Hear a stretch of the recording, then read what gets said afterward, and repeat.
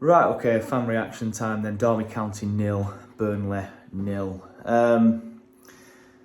Not much to say more than what I've already said in the 60-second review, because not much happened, to be fair. First of all, before I get into it, I know last time out I did a bit of a shameless plug and said make sure you like and make sure you subscribe if you hadn't already. Well, when I asked you all to like the video, we got to 334 likes, and I'm pretty certain that that is the most that any video has ever had on this channel. So please make sure to like, and if you haven't subscribed already, please make sure you do. Let's try and beat 334. Yeah, poor game. Poor result, I think. I've just finished editing Andrew's stuff and Josh's, but I know in Andrew's he said it's not a bad result in the end. I think when you look at it and you factor in the Sheffield United result tonight, obviously they've lost at home to Millwall, and the fact that the gap to third is still 2 points, which is the all important thing. We obviously all would like to win the league, but let's just get promoted. At this stage, I'm not fussed about winning the league. Ask me again, at the end of the year, end of the season, should I say, and if we've won it, I'll be buzzing. If we haven't, I'll be a little bit gutted. We haven't, even if we do finish second. But let's just finish second. And the gap to third for us is still 2 points, thanks to Millwall winning at Bramall Lane. But in isolation, I do think it's a poor result. I know they've done well recently, Derby, and obviously they did lose last time out against Swansea, and before that they'd won 4 in a row, maybe 5 in a row.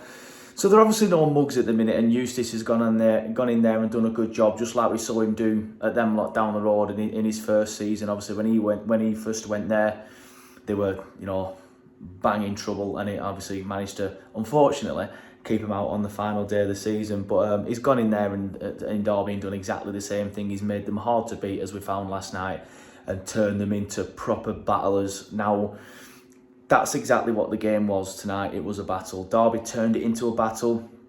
I did use the term dragged us down to their level, but I think that's harsh. I think they turned it into a battle, as I've said, and they made it a physical game. You could see they were playing for set pieces, and we just couldn't handle it. I thought our wide forwards were very, very poor today, especially Edwards. I'm not going to sit here and criticise Edwards too much. I know some people we've debated on the channel before about him, but there's no coincidence that since he has come in, he's revitalised us and got us actually scoring goals. But again, it's no coincidence that tonight, when he had a poor game, we struggled to create chances and obviously didn't put the ball in the back of the net. I thought he had a poor game. I'm not sure the physicality of the game helped. I'm not sure if it was the pitch that was maybe putting him off, because that pitch was an absolute cabbage patch. And obviously we've played a few games on them types of pitches this season. Obviously Preston away, that were an absolute disgrace of a pitch. Tonight wasn't as bad as that, but it was still pretty bad. It kind of looked like a beach in areas, didn't it? And I don't think that pitch helped at all. And then I think we just naturally ended up going long. There was a lot of misplaced passes. There was a lot of poor touches. So I thought, yeah, that wouldn't have helped. But that's not my excuse as to why we didn't win tonight. I just thought we were poor. We just never really got going. First 30 minutes, we actually played really well, and probably were the better side in the first half, the majority of the first half, because I thought for the first 30 minutes, we were well on top. Like, they weren't even getting a sniff. We were passing it around, playing really, really well, creating chances. Fleming had that one, which he did brilliantly to bring down. And then there was another chance again. I know I said this in my 60-second review, but I still can't remember who it was who had the second chance. But we could have easily been 2-0 up after 30 minutes. But then, I'm not sure what happened. Derby just started to get control of the game. And then we never got control back. In that last 15 minutes of the first half, I felt Derby was when they were at their most dangerous, and I was actually panicking. I was wanting half time. I desperately wanted half time at that stage to get into the changing rooms, to regroup and hopefully come back out in the second half and carry on doing what they did in the first half of the first half. But again, that never happened, and I felt like there were too many passengers tonight. I thought Anthony played well originally in the first half an hour, but I thought he was poor after that. I thought Edwards were even worse. I thought Fleming, he didn't do poorly, but I don't know, that there's some games where he just gets bullied, and I don't mean that in a criticism of Fleming. it's a criticism of the referee. Like, the amount of times that he's been dragged around and thrown to the floor and pulled off the ball, and the ref just never gives it. It winds me up. But yeah, frustrating one tonight in terms of what happened at Pride Park. But I know excuse me, I know there's a lot of negativity flying around at the minute, and obviously there always is after one of these results.